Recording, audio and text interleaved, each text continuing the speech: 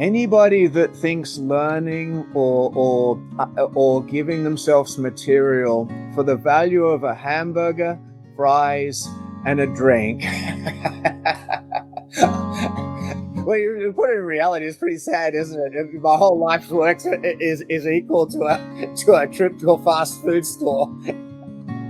But the reality is, look, I have world champion athletes who love it. I've mates that dude, I didn't know you did that. That's wild. That from the story part of it. No, I encourage. Like I was saying before, I think reading is just such a great way to be present, and ask questions. The whole object of it now is that it asks questions as well as give learning material. And the goal will be, I'm coaching at our academy. I haven't been available for the last 21 years, basically. And many times I've been asked, can you take on a new student? And it's for 21 years, it's basically been, no, I can't. I'm actually full. So I'm just changing my life at the moment to be more available.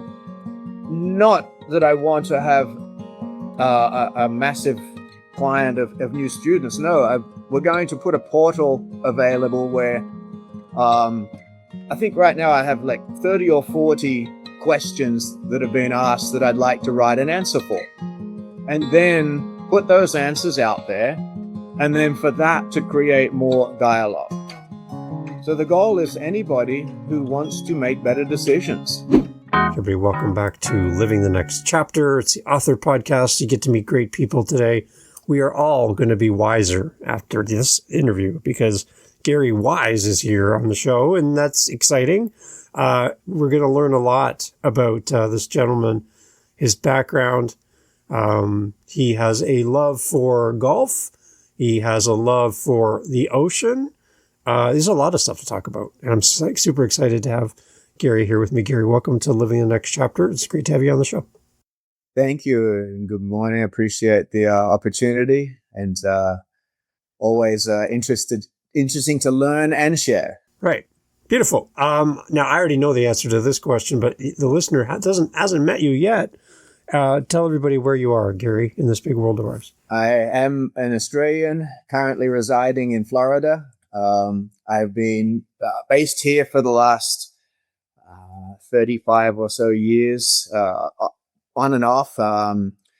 Came over for sport, originally came over with surf sports, competing in surf lifesaving events and ocean rowing. And at the time, my job was I was a golf professional.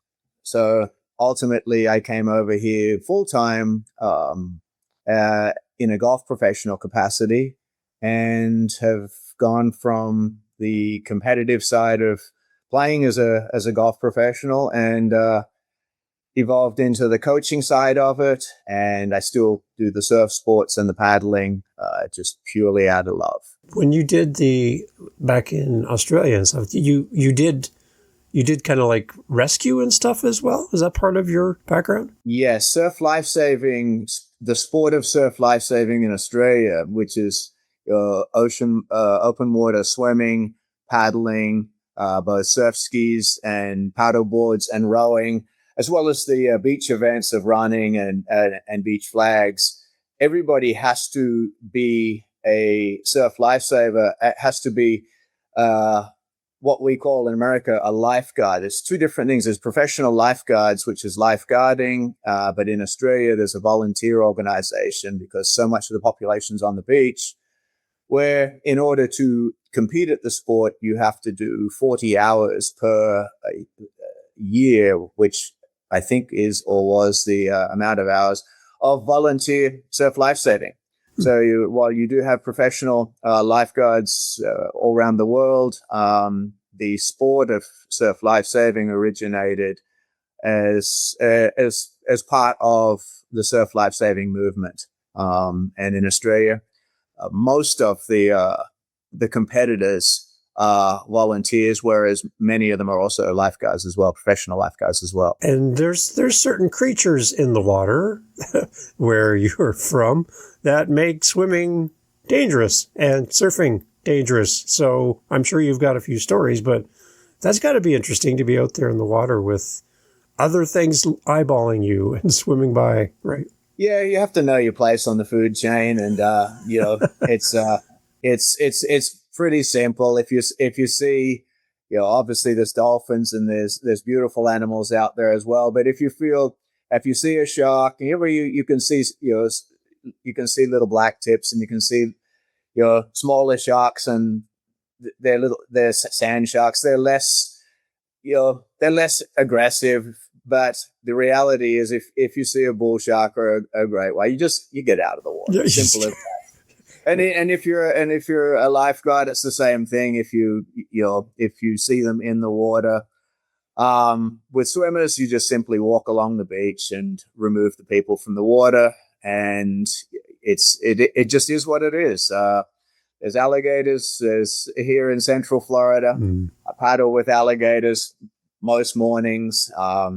They're there, aware of them. I understand my place on the food chain. I don't do anything to provoke them. It just is what it is. Okay. Yeah, I'm sure there's many stories, but so you come to the US. Like, what was the initial draw then? Was it your love for sport then, and continuing surfing and all that coming to the US? Was that part of it? We came over in the early days to compete in different events. There were multi-discipline events in Hawaii where teams from different countries would meet and compete in a number of different sports. Sometimes you even you'd have a team of 8 competitors, but you'd actually have to do sports that you were unfamiliar with. Like for a surf boat rower that I started as, having to run a leg of a beach relay was brutally tough, just because, yes, we can run, but it's not our chosen sport. So no, originally the Hawaii leg of it was for surf sports. Coming to US was golf, and just the opportunity at the time. I'd won an Australian long drive and contest, and had the opportunity to come over, and I met a gentleman back home in Australia who was very much involved with golf in the western section up in Illinois and Chicago, and met him through rowing, actually. And we just finished a rowing season. I think it was '87, and we played golf after the national championships, and he happened to be on the board of directors at Medina and the Western Golf Association, and asked if I had a passport. And it was just one thing led to another. And America was and is the land of opportunity. And so you come over and chasing the carrot, and you continue to chase the carrot, and eventually things morph into whatever they're meant to morph into. Where would your love for golf start from? Where did that begin? My relationship with golf is it's a bit of a love-hate relationship, but now in reflection, I look back at it. I think I love the challenge, but hated. I think I loved the challenge and hated the challenge. I didn't have discipline when I was young. I loved surf sports. I loved being out on the ocean. I played rugby. I wouldn't have even put golf in my top 4 or 5 sports in the beginning. You play rugby growing up in Australia in winter. You do surf sports in summer. You water polo. You do track and field. You play all the sports. Cricket. And golf was sort of a space filler. Honestly. And I was introduced to it as a young caddy. I used to walk past a course every day in primary school to go to school.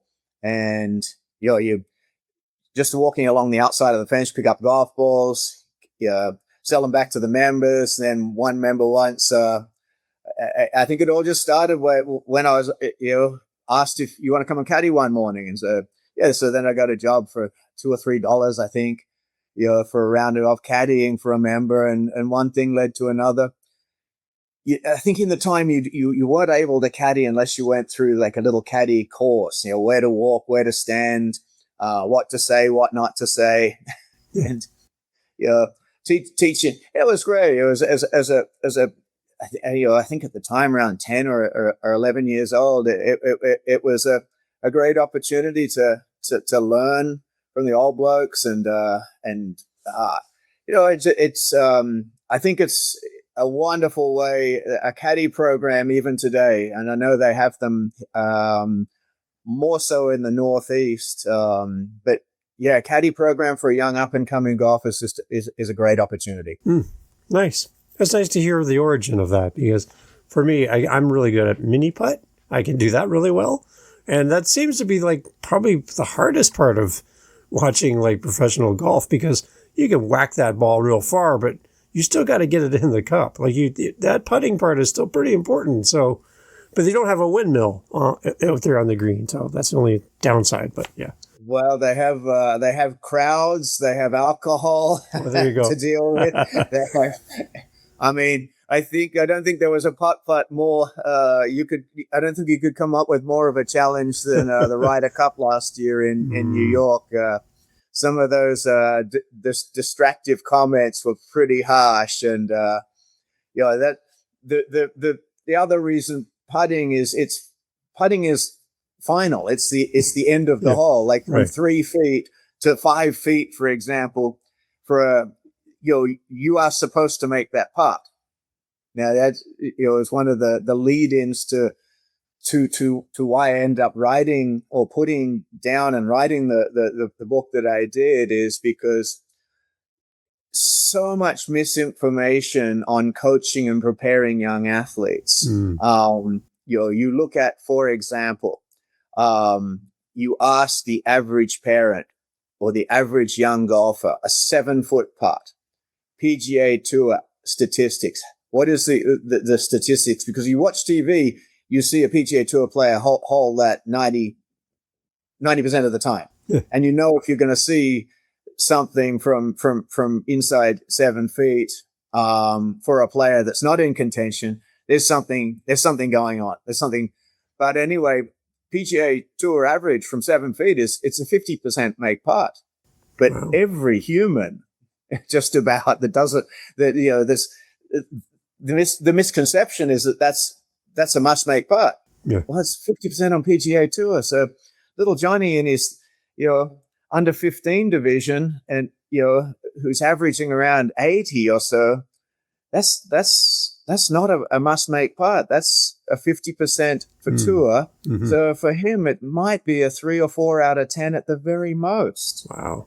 But yet he and expectations of parents and everybody is that something's wrong if he doesn't make it. Right. Something is not wrong. It just is what it is. Yeah. And it's one thing to be out there playing against yourself, but then to be playing against yourself in front of a live audience, that's a totally different thing. Well, and not only do the kids, but the parents, they put so much unrealistic pressure just because you heard something on social media or you saw something. Mm-hmm. That perception, is just that. It's a perception. It's not a reality. And then it creates anxiety when it doesn't meet this false expectation.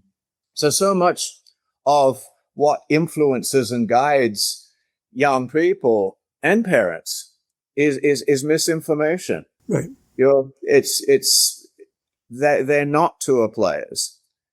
They're learning. And they're subjected today with so much misinformation. You could go to wherever, to YouTube, to Instagram, and then just because somebody with 1 million followers said it's true, doesn't necessarily mean that it's relevant. All right, so we've already kind of headed towards the book now, which I love. Gary, we have listeners that are authors in waiting, like they're just starting their journey, and they're looking for inspiration from somebody who's further down the path like you are. So I know you like to coach, but let's coach an author for a second here before we move into the book. What would have been helpful for you to hear when you first started working on this project from an author who would be further from you when you first started? What would have been helpful to hear as you started this project? Wow, that's a great question. Mine didn't start as with the mission of being a book to sell. The construct of it, which it's based around, is the concept of adaptive performance. So it was a manuscript for a thesis. The program shut down in COVID, and I had shared the material with some of my athletes, and they seemed to get a lot out of it. And they told me that this is great. My advice, my wish would have been, like anything, is to be able to reflect back and contextualize how to go about the process. So once I had the manuscript written, I had passed it off to an athlete, and ultimately it got to a publisher, and the publisher thought it was worthy, and that was Trueness. Okay. And he, at that time, and I met, and I had shared with him, this is the hardest thing I've ever done. It was winning a world title, breaking a world record, compared to this was actually only physical, and it was difficult, yes, but nowhere near as difficult as writing for me, for somebody like me. Respect what it is, and first work out your identity as a writer. You know, what is it that you actually want to achieve? Are you writing it for yourself? Are you writing it for your family?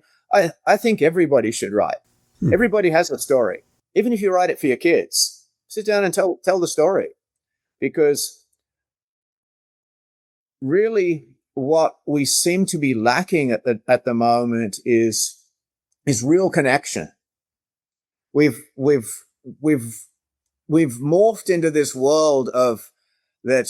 We jump into a phone, we jump into an iPad or a computer, and we live in an alternate reality.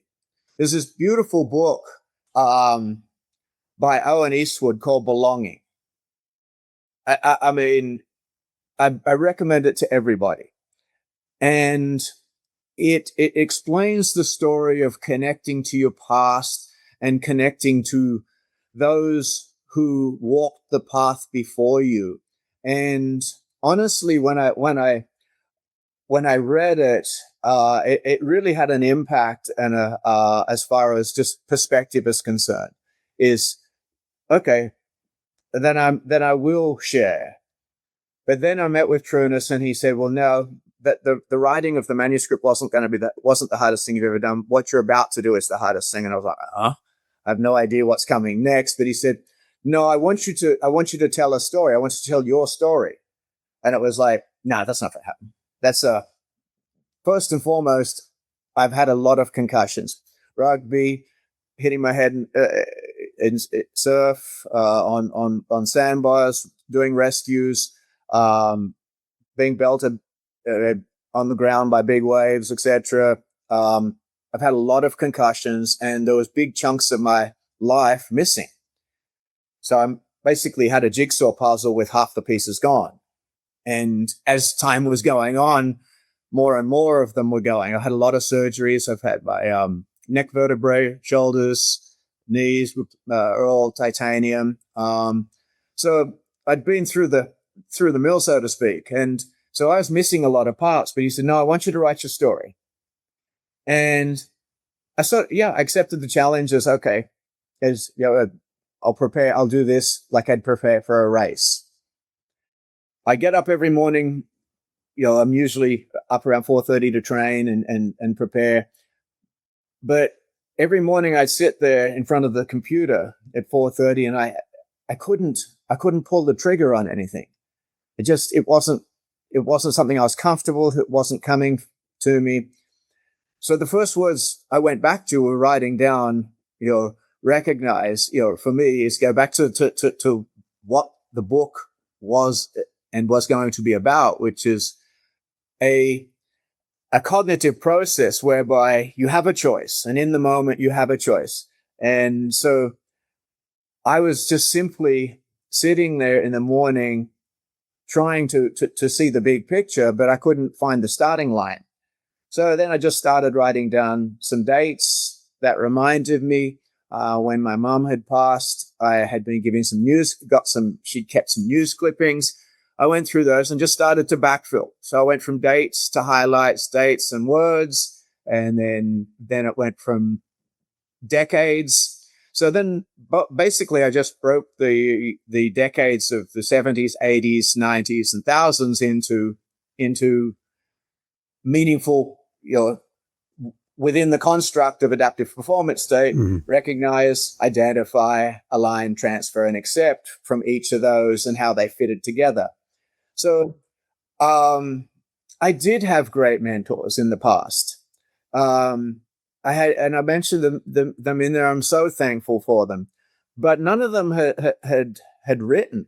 And we'd all written training manuscripts. We'd all written. Many of us had written standard operating procedures. I've written a piece for International Olympic Committee with regard to standards. But wow, putting it down and putting it down for others is very, it's very, you're very vulnerable. And so, yeah, if I literally couldn't answer the question if it's with regard to fiction. I honestly couldn't answer the question. I could not know where to start. Wow. But reality of, if somebody told me to write a fiction, I could tell a story. I can make some stuff up for you, but how to piece it together, I'm amazed at how people at the ability people have.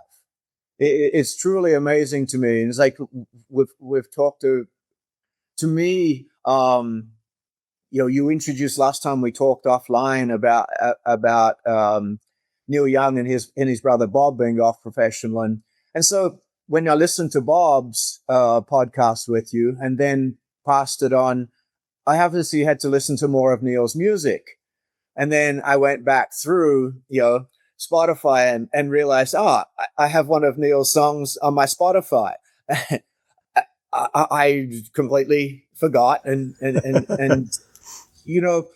so for me, the fiction part, I could not. I would sit there and have no idea where to start. But you ask me a question, and I look at most questions now with regard to performance in the vein of in the moment when. So as a reflective question. So if something happened in one of my athletes' day, good or bad, in the moment when, what could let's contextualize it to the moment, to the situation, to your preparation, to your competency level. How many mental tabs did you have in your mind going on? How many, were you paying attention to the task? Were you paying attention to your anxiety? What was your anxiety based upon? That stuff, it's just like having a conversation with your athlete. And the truth of the matter is that I'm not a sports psychologist. Yes, I'm a member of a sports psychology organization, but I'm a performance coach. Performance coach has to be able to draw from so many different areas. It could be as little as jet lag, dehydration. You have in the moment when any number of things could have affected performance.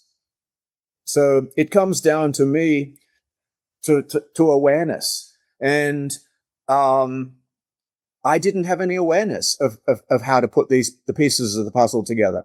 So I think your starting point has to be just write. Just put things down on paper. Yeah. Just let it go. Don't try control it. a similarity could be like meditation. For me, meditation is about trying to control thoughts or eliminate thoughts. It's just let them run. Let them run rampant. Like open the door and let your dog running out into a paddock. Just freaking let it go. Don't try to control it. You can't go here. No, you can't go there. Off you go. Have some fun. That would be my starting point with riding. Just let it go. Wow. Put it down and don't try to control it wherever it goes. It's a great suggestion. Talk a little bit more about adaptive performance, because maybe there's people listening who don't understand what this is, what it entails. And if you can give me an example of what you're talking about for adaptive performance. Basically, it's managing your mind and managing the conditions and your behaviors. It's a behavioral and a decision-making process. So, you've got a young athlete. We can go to any sport. We see things as we are, not necessarily as they are. You got two kids played in a baseball grand final or baseball final, and both were on different teams. Their perspectives of the day are completely different. Yeah. Little Johnny, who's on the winning team, might have been, now right away, our predictive mind is how something's going to go.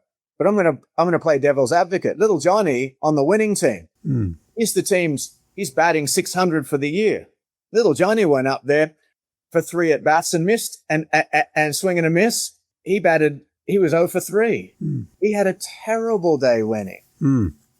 His brother, who is batting .05 for the year, he hit a grounder that went through between the infield and into the outfield, and the winning run scored for his team. It was his first at bat out of the. See, what originally looked like it could be more going in towards a little Johnny's special day was going to be great, and his little brother that had done nothing all year was going to be terrible. But contextually, that very same day could have been completely the opposite and affected their whole lives. That makes sense. Dad could have inadvertently said, Johnny, you're useless. Even your little brother beat you. Yeah, right. That's going to scar him. That could scar him forever. Every time he steps up in a big pressure situation now, we just don't know.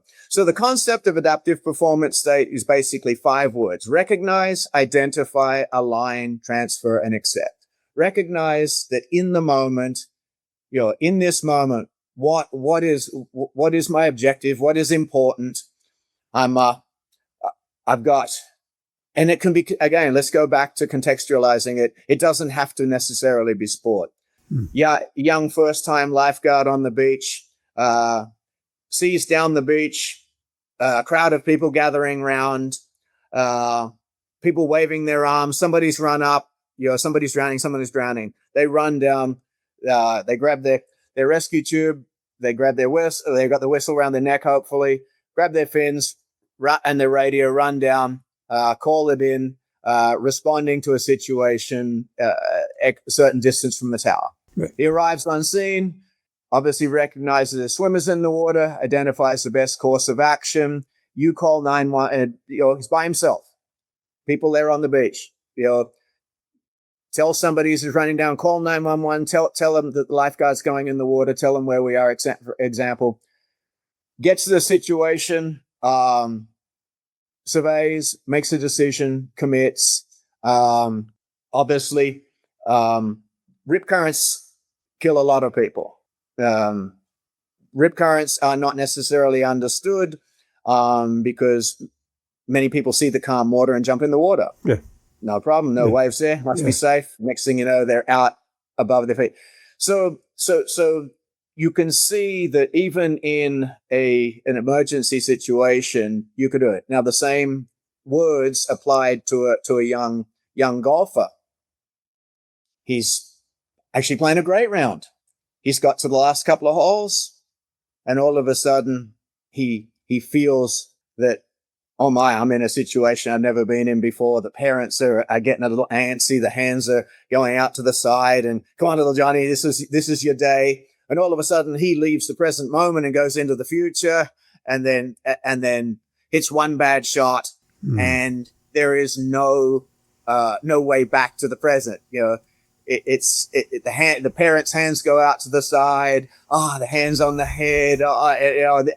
Again, it's not a defining moment in your life. It's a golf shot. That's all it is. Yeah. And now all the attention doesn't go from task orientation to resetting and coming back to play the next shot. Just chip it out, hit onto the green. You've incurred, you're a little bit behind the plan, but go back to what's important now. But no, it's all the attention's on the anxiety, all the attention's on everything that's wrong, and all the little open mental tabs are firing away, flaring up, and this now becomes defining. It becomes more than what it is. It just is who you are. So basically, it's just a self-management tool that you can apply for any situation. The whole object of adaptive performance state is being able to is actions matching intent. Somewhere between actions matching intent, life throws us curveballs. Right.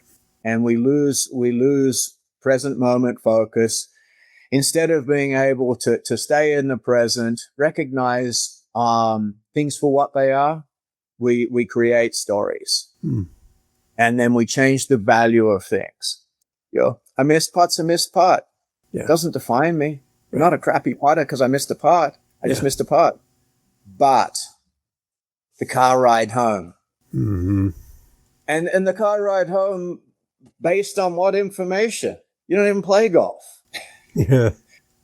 And how many little league games have you watched, or you see the stories? It doesn't take much to the kids. Yes, he can hit a ball, he can swing, but then everybody's yelling and all again. We're all flaring up with all this things that are outside what's really important in the moment. So it just tries to put into context for parents, kids, college athletes going into this time of year right now. I think I have 6, 7 or 8 Division I players going into their conference championships, or actually right at this moment, the SEC championships is underway in Sea Island right now. And they're going through their own stories. Every outcome is the correct outcome for the process applied. So my goal with the book is for a better process. Simple as that. Is to recognize that in this moment, this is important, this is not. We receive information, and it's important that we have a personal filter, and we can apply a personal filter. We receive information, and that information can be broken into to 3 categories: now and present. This information is relevant. Something to consider, but not right now. I'm very busy right now in my present moment focus. Yeah. I'll consider it later. Or rubbish. Right. Or straight into the jump in. Yeah. And what you do with that influence and how you receive that information is important as well. And then we have 3 choices. Again, what we do with the information. We change the situation, we influence the situation, or we accept the situation. We're standing there on the last tee of a big tournament after you 3-putted the green before to fall 1 behind. What do you do? Right. Firstly, during the walk from the last green to the tee, you go through, you have to detach from the previous, event. It happened. It's done. It's over. I can't do anything about it. You have to detach, problem solve, reset, little breath work, maybe a positive affirmation. but you don't react. You don't think I have to make birdie because now I've just left the present. What you actually have to do right now is to basically begin your next pre-shot routine in as calm, as a composed state as possible. That's the only thing that matters right now. Yeah. Whether you make birdie on this hole or not to get that shot back, that has nothing to do with the present moment focus stuff. More focus you pay on that you put on that, the less you are present.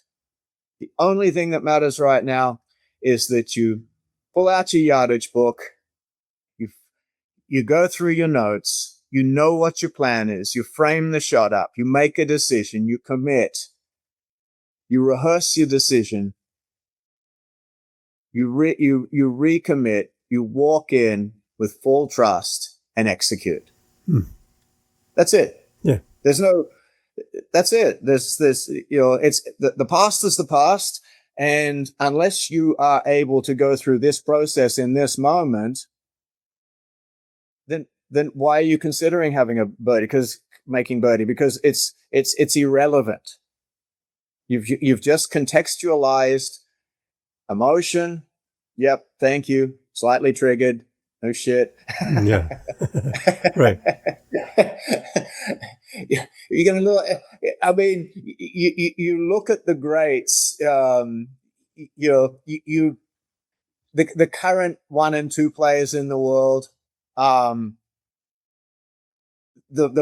current number 2 player in the world who just won his back-to-back Masters. For the last 10 Masters or so, he's been contextualized as a choker because he didn't win those Masters. He's not a choker. He had situations that didn't go his way. He didn't respond in a way that resulted in a win. But everybody labeling a choker. Now, he is he's been through 1 and 2 player in the world. He's hardly a choker if he's the 1 and 2 player in the world for that period of time. But every expert wants to label him something. Now he's won back-to-back. Where are all those experts now? But for a young kid, a youngster, even college, being labeled something, it affects people in different ways. I think of the 6 to 8 players that I have competing in high-level Division I conference championships right now. The 6 conversations I've had in the last week, not one of them's been about golf. Not one. Nope. No, it's got nothing. It's how to manage the open mind tabs of perception or focus or what I'm paying attention to. And, and this is including a coach, a Division I coach. And the reality is that perceptions are so strong, and we have so many thoughts in a day, 70,000 thoughts a day, of which you and I, we're very present right now. We're here. I'm fully aware of your questions, but we have programs running in the background. We have things that from our history, from our past, from our experiences that are influencing our answers.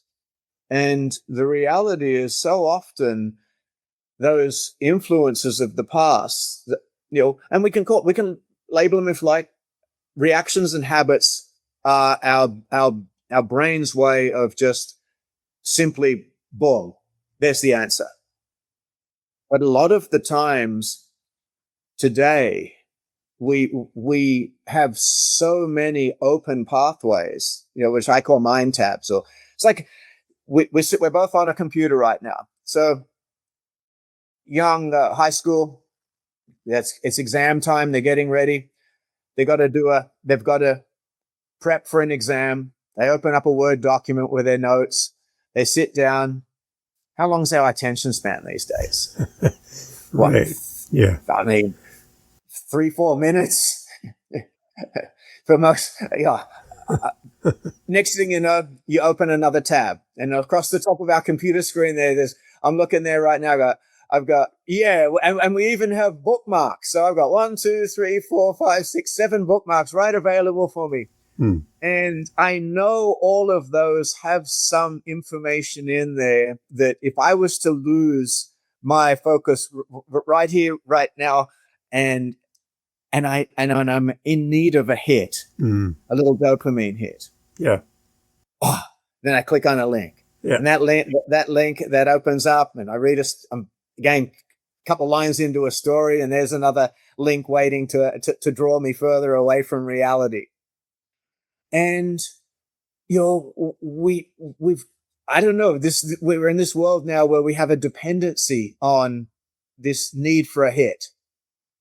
And the people that are programming these computers are way smarter than me. And so my ability to hold focus and hold an athlete's attention. Yeah. They're like, I'm not an Insta person. I have an account, yes, that I use for actual friends. But the reality is, in this day and age, these young people they just have information coming from everywhere. Right. Yeah. And, who are they going to believe? Some salty old coach that has, 400 mates as friends, and, or, this good looking young rooster, sponsored by all these great brands, and 1.12 million followers. Right. Yeah. The reality is, of course, they're going to pay attention to that, and we've got to manage that. But that's just the new world we live in. It's amazing. So for the book, then, as we talk through this, Gary, who are you envisioning? Is this more geared towards the parents of athletes, the athletes themselves, both? Who are you envisioning? Anybody that thinks learning or giving themselves material for the value of a hamburger, fries, and a drink.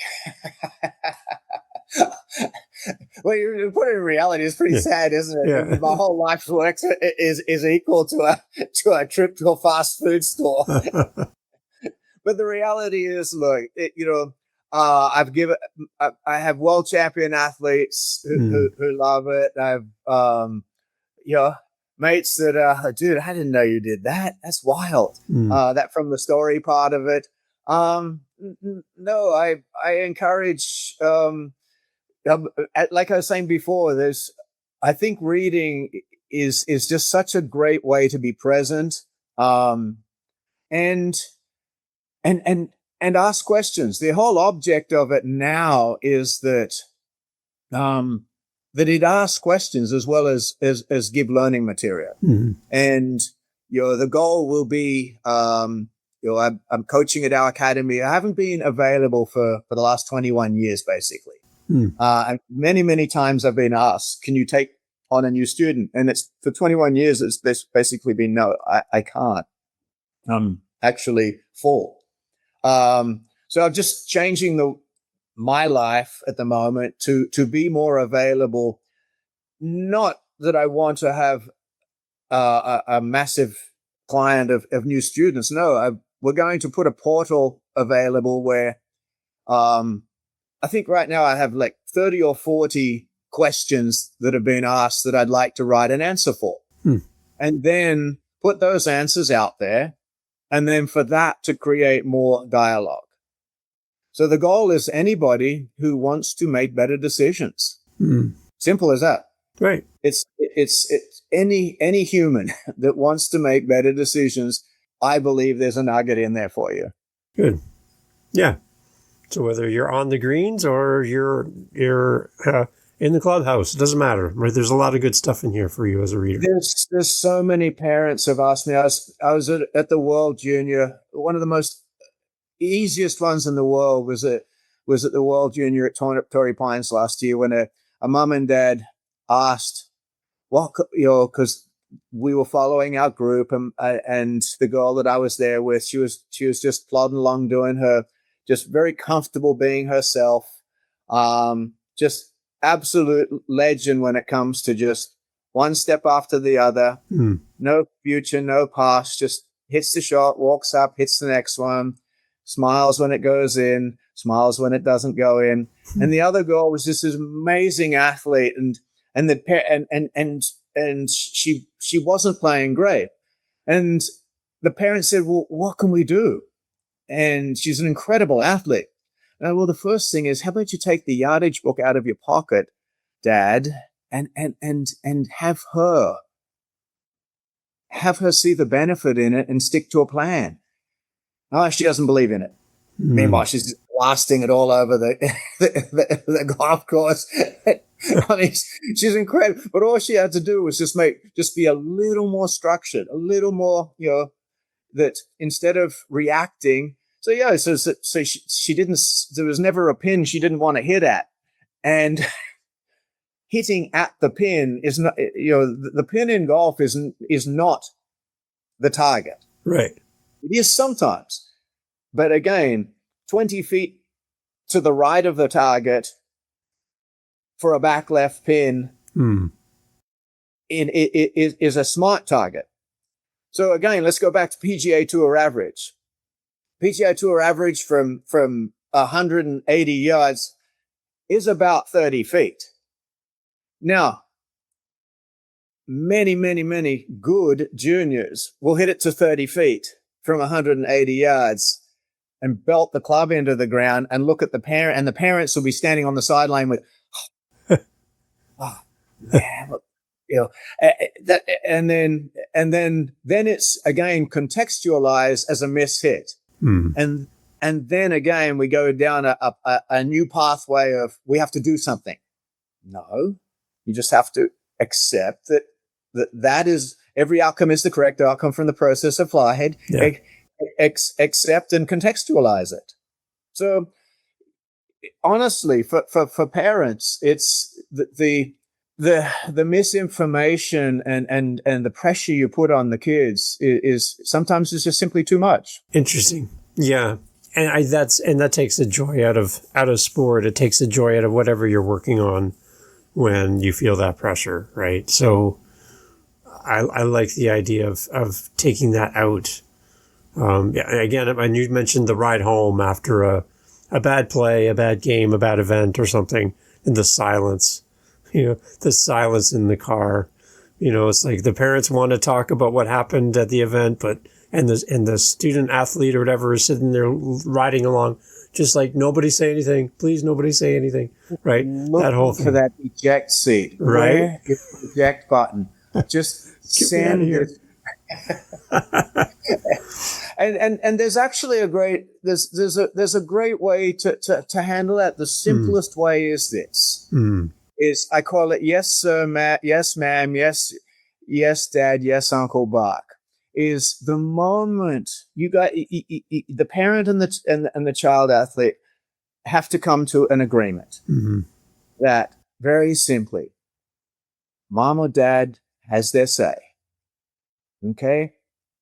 And the moment the child says, yes, sir, yes, ma'am, yes, dad, yes, mom, yes, whatever, they now own the responsibility. Let them own it. If they want to step up next time, okay, on a full count, okay, and have a swing, let them have a swing. If they want to mistakes, failure is for learning. Right. It's not for identifying. Don't identify your student athlete as a failure because in the moment when they chose a certain way. Right. But contextualize the learning part of it and the problem solving without ego and emotion. It is as simple as that. And it's not easy. There's a lot riding on a college scholarship. And there's a college scholarship. So these juniors playing AJGAs and invitationals and hurricane events and IJGTs, they're playing for a $250,000 scholarship. Right. Exactly. And honestly, So now you're basically months, a year away from giving them a $250,000 budget. And yet you're the one still telling them with no golf experience what club they have to hit off the tee. They're standing there with a 5-iron in their hand. Dad walks by, looks in the bag, nothing but a 4-iron. The kid's got a 5-iron. I mean, he's committed. He's made a decision. And now the doubt, you're right away. You've just opened a neural pathway of, oh, what am I going to do? What am I going to do now? And there is, there's many different ways that moment could go, isn't there? Right. Yeah. Yeah. And again, firstly, recognize. Just walk on. Come on, buddy. Playing great. Yeah. Just support. Love them and support them. Nice. And unless you know what you're talking about, don't. Gary, so where can we grab a copy of the book? Where do we send our audience to come and support you as an author? Well, it is available on Amazon, and it's called No Junk Reps. Yep. Meaning, it's just a saying that I've had for many, many, many years. That I originated with a concept rowing machine. I love people when people say, I love the rowing machine in the gym. Yeah. No, you don't. No, you don't. No, you don't. Actually, it's like hugging a cactus. The harder you bug it, the more it hurts. Yeah. They suck. Yeah. They're a necessary part. Hopefully, it never gets back to concept. But the rowing machines, they're a torture tool. Yeah. But no, it's No Junk Reps is the name. I know it's Amazon, but apparently it's in Barnes and Nobles and according to but also I have just I just changed the name of a private Facebook page I had to No Junk Reps. Oh, good. So from this point forward, I am very poor at responding to. It's very prioritized my life and very, very, very structured. So the structure that I use in the book, I apply. Good. And so, but I'm going to try to get better. But yeah, I'm opening that up, and we also my partner and I mind management.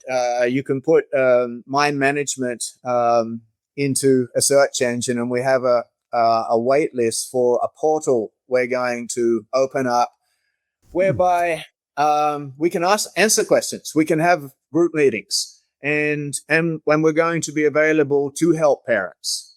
And I'm writing blogs for it now, basically taking questions anybody has and writing an answer for it. Because if you thought of the question, so did somebody else. Smart. And yeah. So mind management in Google, and Billy and I are going to just make ourselves more available through that. It's the only way to do it. Beautiful. We can't, it's in this day and age to sit down in a group discussion and answer people's questions. The traveling, and yes, there's always going to be a time for one-on-one, but you can't do the job. Yeah. And it effectively.